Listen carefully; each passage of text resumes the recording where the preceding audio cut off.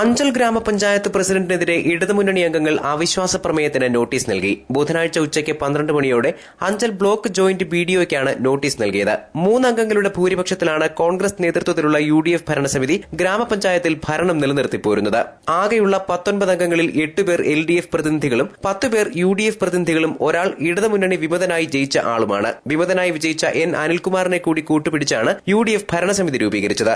നിലവിൽ അനിൽകുമാർ ആരോഗ്യ വിദ്യാഭ്യാസ സ്റ്റാൻഡിംഗ് കമ്മിറ്റി ചെയർമാനാണ്. അവിശ്വാസ പ്രമേയ നോട്ടീസിൽ 19 അംഗങ്ങളിൽ 10 പേർ ഒപ്പിട്ടിട്ടുണ്ട്. 8 LDFകാരും LDF വിമതനായി ജയിച്ച് UDFന്റെ പഞ്ചായത്തിലെ സ്റ്റാൻഡിംഗ് കമ്മിറ്റി ചെയർമാനായ N അനിൽകുമാറും UDFിലെ ഘടകകക്ഷിയായ CMPയുടെ പ്രതിനിധി ഗിരിജ തമ്പിയുമാണ് അവിശ്വാസ പ്രമേയത്തിനുള്ള നോട്ടീസിൽ കയ്യൊപ്പ് രേഖപ്പെടുത്തിയിട്ടുള്ളത്. ഇലക്ഷൻ കമ്മീഷനുമായി ആലോചിച്ച് നോട്ടീസിന്മേലുള്ള മേൽനടപടികൾ സ്വീകരിക്കുമെന്ന് block joint BDO Ashok Kumar live വാർത്തയോട് പറഞ്ഞു. പഞ്ചായത്തിലെ പ്രസിഡന്റിന്റെ പേരിൽ അവിശ്വാസം രേഖപ്പെടുത്തുന്ന പഞ്ചായത്തിലെ 10 അംഗങ്ങൾ ഒപ്പിട്ട വിശ്വാസ പ്രമേയ നോട്ടീസ് ഇന്ന് രാവിലെ 11:40 ഇവിടെ ലഭിച്ചിട്ടുണ്ട്. അവർക്ക് നൽകിയിട്ടുണ്ട്. തുടർന്ന് ഇലക്ഷൻ കമ്മീഷനെ അറിയിക്കുന്ന ഉൾപ്പെടെയുള്ള ബാക്കി തുടർ നടപടികൾ ഈ ഓഫീസിൽ നിന്ന് സ്വീകരിക്കുന്നതാണ്. News bureau, Anchal.